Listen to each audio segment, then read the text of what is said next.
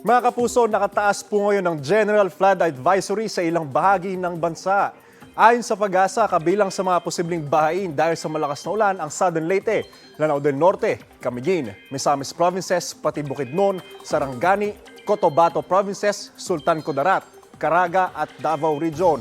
Pinaalerto po ang mga residente sa banta ng pagbaha sa gitna ng patuloy na pag-uulan. Trough ng low pressure area ang nagpapaulan sa ilang bahagi ng bansa, partikular na po dito sa Mindanao. Update naman po tayo sa mga dam sa ating bansa. Patuloy ang pagbaba ng tubig sa mga pangunahing reservoir sa Luzon.